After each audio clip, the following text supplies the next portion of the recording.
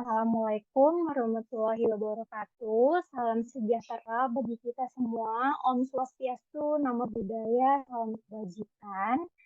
Pertama-tama yang terhormat kepada Ibu Ayunita Ajintia selaku dosen pengampu di mata kuliah Akuntansi Keuangan Lanjutan 2. Kami di sini dari kelas 13 akan menjelaskan salah satu materi dari mata kuliah Akuntansi 2. Materinya adalah derivative and foreign currency.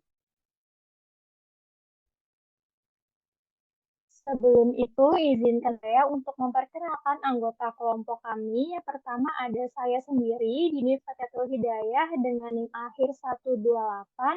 Lalu ada Wida Apriani Nuriski dengan NIM akhir 130. Nah, sebelumnya di sini ada table of contents mengenai apa-apa saja yang akan kita bahas selama beberapa waktu ke depan. Ada materi mengenai konsepnya, terus cara mengidentifikasikan mata uang fungsional, lalu cara mengaplikasikannya, lalu juga nanti ada materi mengenai remeasurement dan transaksi, lalu ditutup dengan latihan soal juga pembahasan untuk membuat kita lebih paham lagi. Tanpa menunggu waktu lagi, langsung saja kita mulai pemaparan materinya.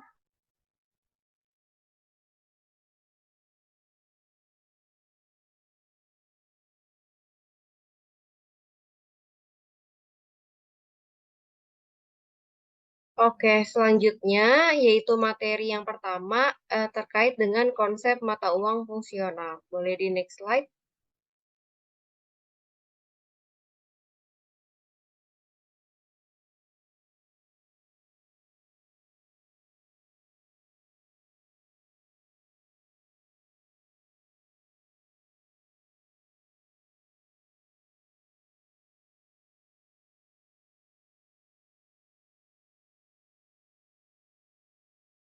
Oke, untuk konsep mata uang fungsional sendiri itu merupakan mata uang yang berasal dari lingkungan ekonomi utama di mana perusahaan tersebut berada dan juga beroperasi.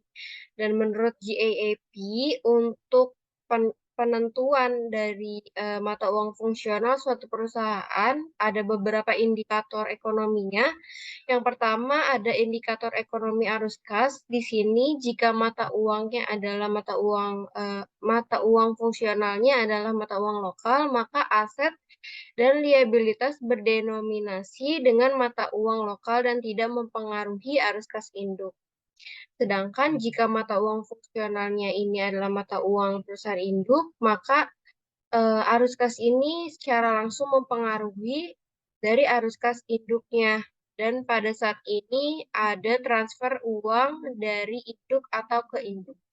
Kemudian untuk indikator penjualan, di sini apabila mata uang fungsionalnya ini adalah mata uang lokal, maka harga jual produk perusahaan ditentukan oleh kompetisi lokal atau peraturan pemerintah lokal. Adapun jika mata uang fungsionalnya adalah perusahaan induk, maka harga jual produknya ditentukan oleh perubahan nilai tukar jangka pendek atau pasar dunia. Adapun untuk indikator ekonomi market penjualan, di sini jika mata uang fungsionalnya adalah mata uang lokal, maka mayoritas penjualan dilakukan di pasar lokal, meski terdapat juga beberapa ekspor produk.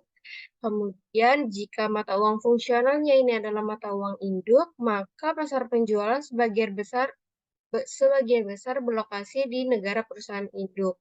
Boleh di next slide.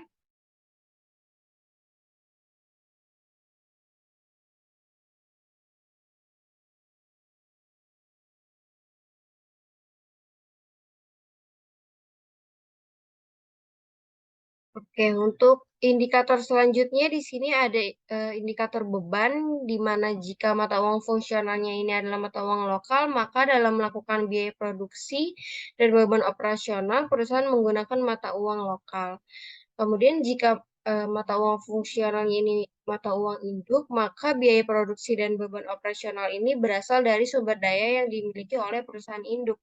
Kemudian untuk indikator pendanaan di sini jika mata uang fungsionalnya adalah mata uang lokal, maka Pendanaan ini didenominasi oleh mata uang lokal dan dana dari hasil kegiatan operasionalnya ini sudah cukup untuk memenuhi kewajiban. Adapun sebaliknya, jika mata uang fungsional ini mata uang induk, maka pendanaannya didenominasi oleh mata uang perusahaan induk dan diharapkan untuk perusahaan induk yang memenuhi atau membayar kewajibannya. Kemudian untuk indikator transaksi interafiliasi, di sini jika mata uang fungsionalnya adalah mata uang lokal, maka volume transaksi antar perusahaan ini rendah. Namun jika mata uang fungsionalnya adalah mata uang induk, nah biasanya volume transaksi antar perusahaannya ini tinggi. Boleh dilanjut?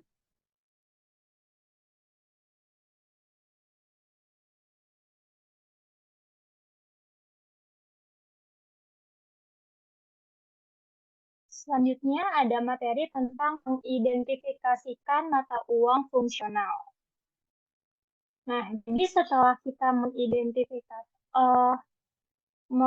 mengetahui konsep dari mata uang fungsional, kita juga harus tahu nih cara mengidentifikasikan mata uang fungsional tersebut. Nah, proses ini menjadi proses yang cukup penting dan kita juga harus memiliki konsep yang kuat karena kalau misalnya kita nggak punya nih, sulit atau bahkan kita nggak bisa untuk mengerjakan proses-proses seperti translasi maupun measurement. Nah, di sini ada beberapa ilustrasi. Ilustrasi pertama tuh ada sebuah perusahaan di Korea Selatan bernama itu yang melakukan jadi yang pertama, Hype ini memproduksi semua barangnya di Korea Selatan. Lalu ia baru menjualnya ke Yuan Fan. Lalu Yuan Fan ini menjual barang tersebut kepada pelanggan lokal di Indonesia. Nah, harga jualnya ini ditentukan oleh si Hype.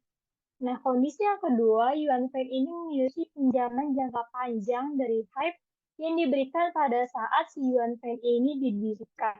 Lalu komisi yang terakhir, semua keuntungan yang diperoleh Yuan Feng ini dikirimkan kembali ke Hype. Nah, dari tiga kondisi tersebut, maka mata uang fungsional yang cocok untuk dipakai adalah won dari Korea Selatan. Kenapa? Karena kan barang ini kan dijualnya itu kan berdasarkan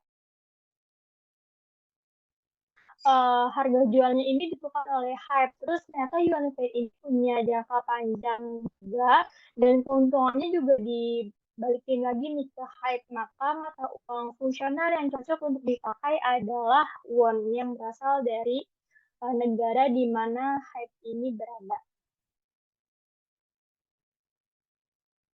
Lalu ilustrasi adalah jadi ada perusahaan bernama Amoira di Norwegia. Dia memiliki anak perusahaan di Indonesia yaitu Carnady Ltd.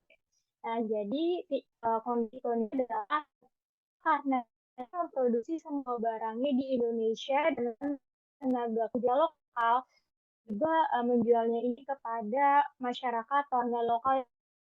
Harga jualnya didasarkan pada persen produksi. Terus karena punya nih pinjaman ke Amoira.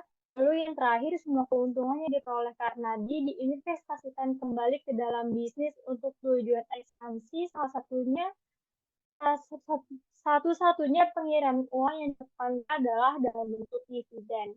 Dan dari tiga kondisi tersebut lebih condong untuk kita memakai mata uang fungsional, yaitu mata uang fungsional rupiah Indonesia. Nah, setelah kita mengetahui ini gimana cara mengidentifikasinya, lalu selanjutnya itu adalah bagaimana sih pengaplikasiannya akan dijelaskan oleh Linda. Oke, selanjutnya adalah pengaplikasian dari konsep mata uang fungsional. Di sini prosedur akuntansi yang diperlukan untuk mengkonversi laporan keuangan entitas asing ke dalam mata uang induk bergantung pada mata uang fungsional yang tadi juga telah dibahas sebelumnya bagi anak perusahaan asing. Nah, Ini bisa dilakukan dengan penggabungan atau konsolidasi yang mungkin memerlukan penjabaran atau translasi, pengukuran atau remeasurement, atau bahkan keduanya. Untuk kasus pertama, di sini ilustrasinya, jika mata uang fungsional dari entitas asingnya ini misalnya adalah perusahaan yang berada di Singapura dengan induk yang berada di Indonesia. Maka jika mata uang fungsional ini adalah mata uang lokal, yaitu Singapura dolar, kemudian pencatatan atau pelaporan akuntansi juga menggunakan Singapura dolar, maka prosedur yang dilakukan adalah translasi atau translation. Kemudian untuk kasus kedua, di sini apabila mata uang fungsional ini mata uang induk, yaitu Indonesia rupiah, kemudian mata uang pelaporannya adalah mata uang lokalnya, yaitu Singapura dolar, maka prosedur yang dilakukan adalah remeasurement. Kemudian kasus 3, apabila mata uang fungsionalnya ini justru bukan mata uang lokal dan juga bukan mata uang induk, tapi mata uang dalam hal ini perusahaan Malaysia, yaitu Malaysia Ringgit, sedangkan pencatatan atau pelaporan akuntansinya ini sudah mata uang lokal atau dolar Singapura, maka prosedur yang dilakukan ini adalah keduanya, yaitu translasi dan juga remeasurement. Untuk penjelasan lebih lengkapnya, boleh di next slide.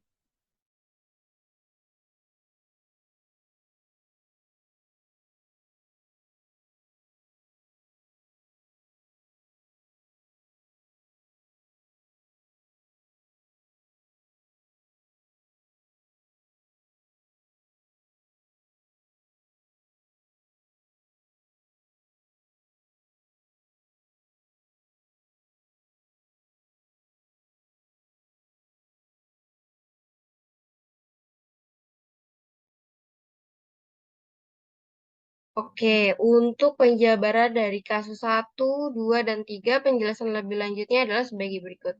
Untuk kasus pertama,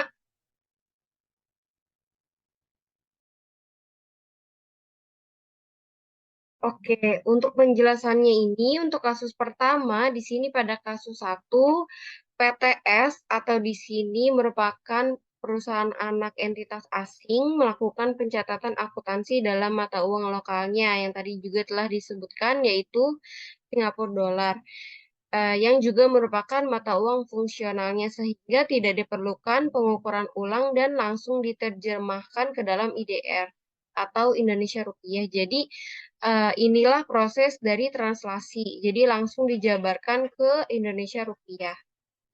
Untuk kasus 2, di sini pada kasus 2, PTS atau perusahaan anak entitas asing ini melakukan pencatatan akuntansi dalam mata uang lokalnya, yaitu Singapura dolar, namun mata uang fungsionalnya ini adalah Indonesia rupiah. Maka di sini PTS harus mengukur kembali akun ke dalam mata uang fungsional, yaitu IDR. Dalam hal ini tidak diperlukan penjabaran karena IDR juga merupakan mata uang laporan konsolidasi. Maka dalam kasus 2 ini dilakukanlah remeasurement. Kemudian untuk kasus 3, ini pada kasus 3, PTS melakukan pencatatan akuntansi dalam mata uang lokalnya, yaitu Singapura dolar, meskipun mata uang fungsionalnya adalah Malaysia Ringgit. Nah, situasi ini tuh bisa timbul jika PTS tersebut merupakan perusahaan induk yang beroperasi juga di Malaysia. Nah, dalam hal ini konsolidasi memerlukan pengukuran kembali seluruh aset, kewajiban, pendapatan, beban, keuntungan, dan juga kerugian ke dalam Malaysia Ringgit atau ke dalam mata uang fungsionalnya, dan pengakuan dalam pendapatan pertukaran. Keuntungan dan kerugian dari pengukuran kembali aset dan liabilitas moneter yang tidak dalam mata uang Malaysia Ringgit. Setelah pengukuran kembali selesai dan laporan keuangan PTS disajikan dalam Malaysia Ringgit, barulah laporan tersebut diterjemahkan ke dalam mata uang induk atau Indonesia rupiah menggunakan metode kurs saat ini. Boleh di next selanjutnya.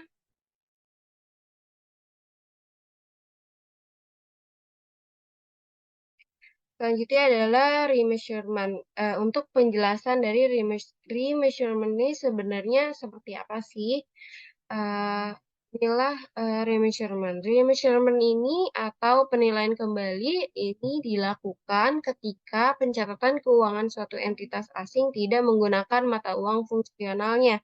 Ketiga, laporan keuangannya yang dalam mata uang asing harus disesuaikan kembali ke dalam mata uang fungsional. Misalnya, laporan keuangan dalam mata uang asing disesuaikan kembali ke dalam Indonesia rupiah, maka penjelasan tambahan tidak diperlukan karena mata uang pelaporan dari induk investor adalah Indonesia rupiah. Tujuan dari penyesuaian kembali ini adalah agar laporan keuangan mencerminkan kondisi yang seolah-olah pencatatan dilakukan dalam mata uang fungsional. Untuk aturan atau kurs atau rate nya sendiri itu yang pertama, untuk aset dan liabilities itu menggunakan kurs akhir. Kemudian yang kedua, untuk non-monetary aset dan liabilities ini menggunakan kurs transaksi. Dan untuk revenue serta expense ini menggunakan kurs transaksi, kecuali ada keterangan tambahan. Kemudian untuk dividen ini menggunakan kurs dividen. Selanjutnya boleh dilanjutkan.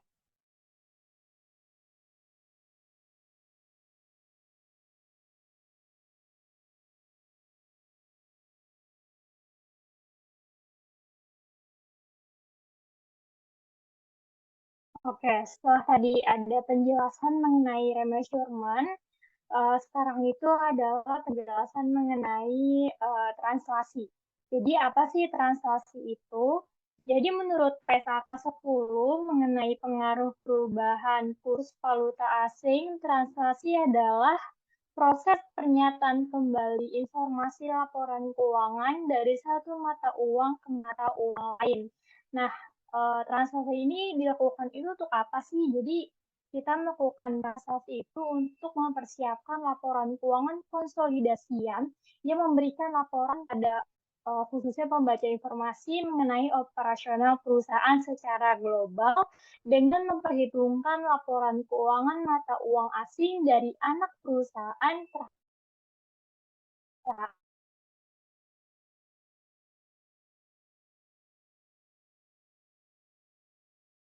dalam proses transaksi ini. Jadi ada beberapa aset, kurs yang kita gunakan adalah kurs akhir atau current. Nah, asetnya seperti apa? Jadi ada banyak ya akun-akun aset seperti cash, terus ada akun receivable,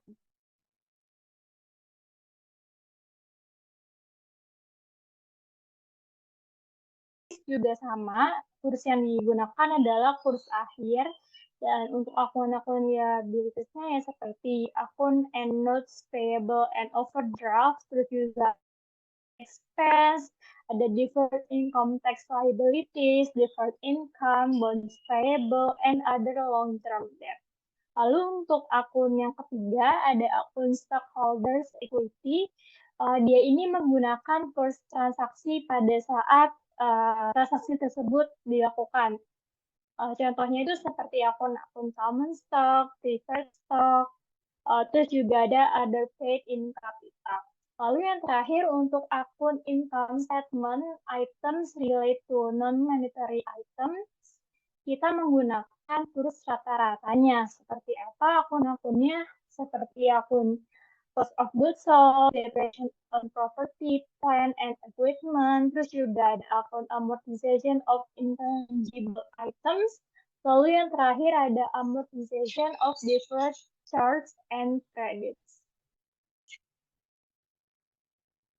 Nah, selanjutnya ada materi baru nih. Ada materi mengenai derivatif. Nah, apa sih derivatif tersebut? Menurut PSAK 55, tepatnya di paragraf 9, derivatif itu merupakan suatu instrumen keuangan atau juga kontrak lain Nah, dia ini mempunyai 3 karakteristik. Apa aja sih? Yang pertama, nilainya berubah sebagai akibat dari perubahan dari variabel yang telah ditentukan. Contohnya seperti suku bunga. Lalu dia juga ini derivatif ini nggak perlu nih investasi awal neto. Dan yang terakhir, derivatif itu diselesaikan pada tanggal tertentu di masa yang akan datang. Nah, setelah kita tadi sudah membahas mengenai materi-materinya, untuk lebih meningkatkan pemahaman kita, kita ada latihan soal dan juga ada pembahasannya. Yang pertama ada soal-soal pilihan ganda. Nah, di sini ada soal-soalnya.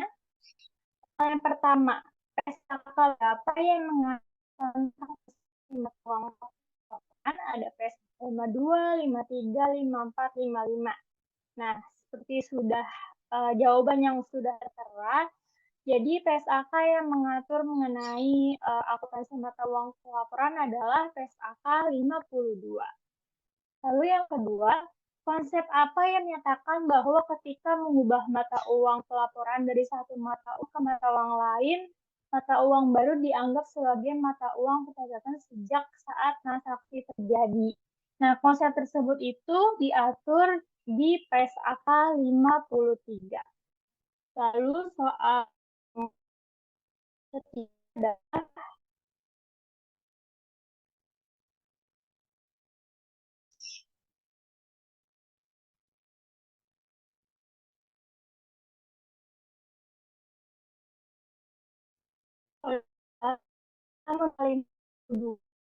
itu perubahan mata uang dan waktu.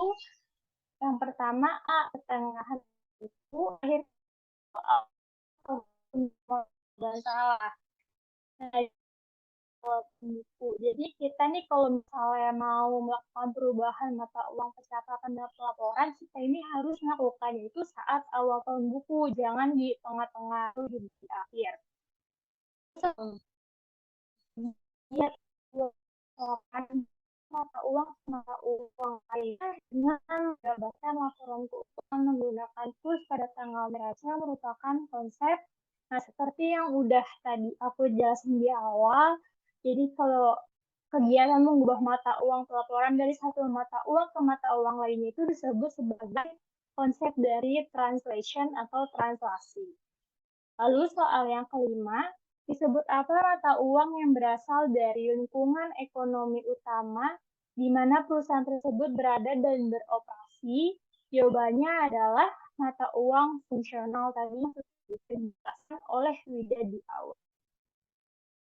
Kita lanjut soal berikutnya.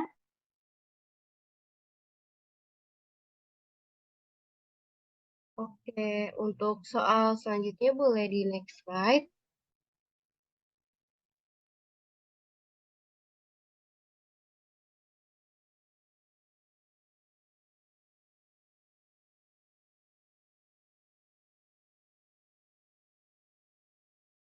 Oke, untuk soal pilihan ganda selanjutnya, yakni nomor 6, adalah sebagai berikut. Apabila dalam kegiatan pendanaan PTSan, dalam hal ini subsidiari dari yang berlokasi di Malaysia, didenominasi oleh mata uang lokal dan dana dari hasil kegiatan operasionalnya cukup untuk memenuhi kewajiban atau utangnya, maka mata uang fungsional dari PTSan tersebut adalah dalam hal ini jika diketahui perusahaan induknya terletak di Indonesia. Jawabannya adalah D, yaitu mata uang lokalnya. Seperti yang telah dijelaskan sebelumnya. Kemudian soal selanjutnya, PT Surya yang terletak di Malaysia merupakan subsidiari atau anak perusahaan dari PT Pasya yang terletak di Indonesia. Jika PT Surya memiliki mata uang fungsional dan mata uang pelaporan keuangannya adalah Malaysia Ringgit, maka yang harus dilakukan untuk laporan konsolidasi adalah, ini jawabannya adalah C atau translasi. Karena baik mata uang fungsional dan juga pelaporannya ini sama-sama Malaysia Ringgit atau mata uang lokal sehingga tinggal di penjabarkan saja ke mata uang induknya. Kemudian untuk soal selanjutnya yaitu nomor 8, ini kurs apakah yang digunakan untuk translasi pada akun kosong? Ini jawabannya adalah C, yaitu translasi. Kemudian untuk nomor 9 ini Star, yakni perusahaan yang terletak di Vietnam, merupakan anak perusahaan Paine di Indonesia. Jika semua keuntungan yang diperoleh Star dikirimkan kembali ke Paine, maka mata uang fungsional Star adalah, ini jawabannya adalah B, yaitu Indonesia Rupiah. Kemudian nomor 10, di sini pertanyaannya adalah kurs apakah yang digunakan untuk remeasurement pada akun accrued expense. Ini jawabannya adalah A, yaitu kurs akhir. Oke, di next soal selanjutnya. Oke, setelah tadi pilihan ganda, kita lanjut ke mini esai.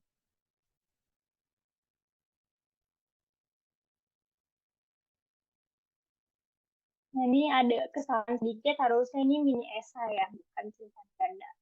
Nah, soal yang pertama, menurut PSHK 52 paragraf 6, apa aja sih yang harus dilakukan jika perusahaan itu ingin mengubah mata uang pelaporannya? Sebutkan. Nah, jadi kalau misalnya kita ingin mengubah mata uang pelaporan perusahaan kita, ada beberapa sih yang harus kita lakukan. Yang pertama, kita harus menyajikan laporan keuangan dengan menggunakan mata uang pelaporan yang baru. Nah, itu tentu aja ya namanya audit, berarti kita harus menggunakan mata uang pelaporan yang baru. Lalu yang kedua, mengungkapkan alasan perubahan mata uang pelaporannya. Jadi jangan tanpa alasan nih, kita harus punya alasan yang kuat kenapa kita mau mengubah mata uang pelaporan tersebut.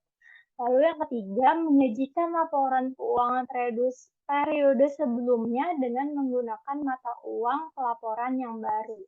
Lalu yang terakhir, pengungkapan tersebut nantinya harus disajikan dalam catatan laporan keuangan. Nah, lanjut untuk soal yang kedua. Ini soal yang kedua ya. Sebuah perusahaan di Korea Selatan menentukan mata uang USD sebagai mata uang fungsional dan pelaporannya. Maka apabila melakukan transaksi dalam mata uang won, jelaskan bagaimana perlakuan akuntansinya. Perlakuan akuntansi dari kondisi tersebut adalah jadi harus dikukuhkan dan diungkapkan sebagai transaksi mata uang asing dengan dolar Amerika Serikat sebagai mata uang dasar. Jadi walaupun transaksi dalam mata uang won karena dia mata uang fungsional dan pelaporannya USD, maka tetap harus dibukukan dan diungkapkan sebagai transaksi mata uang asing dengan dolar Amerika Serikat sebagai mata uang dasar. Lalu soal mini esai yang ketiga adalah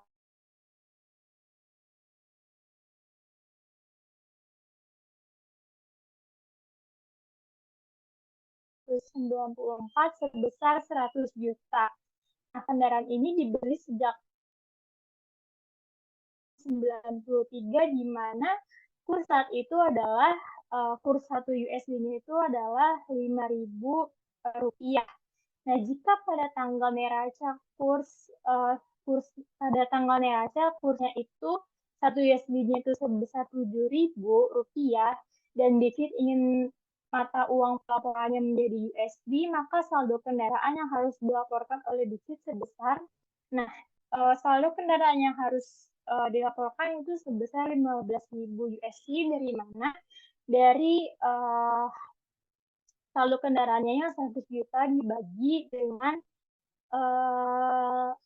kurs 5.000. Jadi kita harus membaginya itu pada saat kendaraan itu dibeli, yaitu pada saat kursnya itu 5.000, bukan pada tanggal neraca kurs yang 7.000. Nah, selanjutnya yang terakhir ini ada soal khusus akan dijelaskan oleh Frida.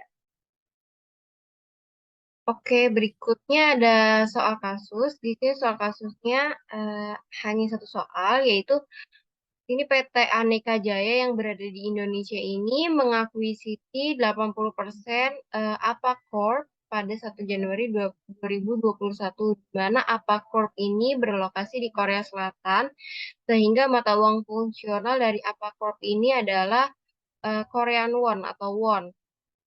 Untuk kurs mata uang yang relevan pada 2021 yaitu kurs awalnya yaitu pada tanggal 1 Januari 2021 sebesar Rp110. Kemudian untuk kurs akhirnya yakni pada 31 Desember 2021 sebesar Rp120. Kemudian kurs rata-ratanya untuk tahun 2021 itu ada Rp110,5. Kemudian untuk kurs dividennya di sini ada Rp100,5.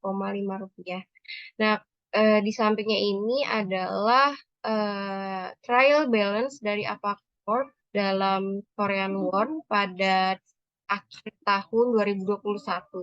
Untuk pertanyaannya di sini adalah membuat kertas kerja translasi bagi Apacorp pada akhir tahun 2021 atau 31 Desember tahun 2021.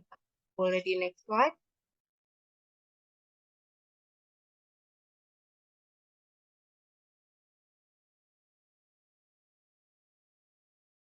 Oke, untuk jawabannya atau kertas kerja translasi Apacorp di akhir tahun 2021 sebagai berikut. Di sini bisa kita lihat untuk tadi trial balance dalam won-nya itu kita pindahkan sama dengan nilai sejumlah yang sama dengan soal. Kemudian kurs inilah yang harus kita tentukan berdasarkan tadi materi yang telah dijelaskan sebelumnya. Untuk kas, piutang, persediaan gedung dan juga peralatan di sini menggunakan kurs akhir. Kemudian untuk harga pokok penjualan, beban depresiasi, beban operasional ini menggunakan kurs rata-rata.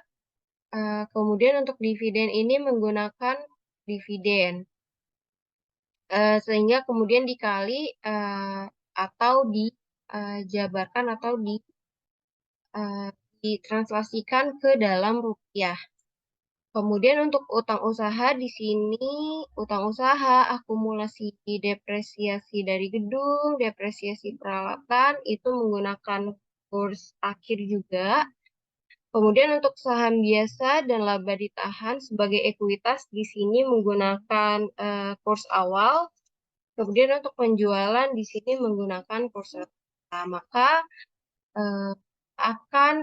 dari won ini akan dijabarkan atau diartikan atau diterjemahkan ke Indonesia rupiah. Nah, dalam kegiatan transaksi ini ternyata menghasilkan keuntungan dari translasi di sini sekitar 17 juta ya. Sehingga balance-nya itu yaitu 326.520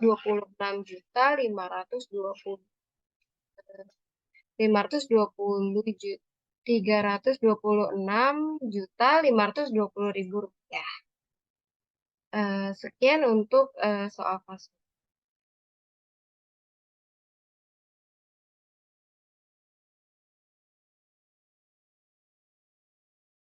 Oke, kita udah berada di ujung video, sudah selesai semua pembahasan kita dari materi sampai ke soal dan pembahasan. Semoga apa yang kita sampaikan dapat bermanfaat bagi kita semua, bagi kalian dalam memahami materi mengenai derivative and foreign currency. Dari kami, mohon maaf jika masih terdapat kekurangan dan kesalahan dalam kata. Terima kasih atas perhatiannya. Kami ucapkan wassalamualaikum warahmatullahi wabarakatuh.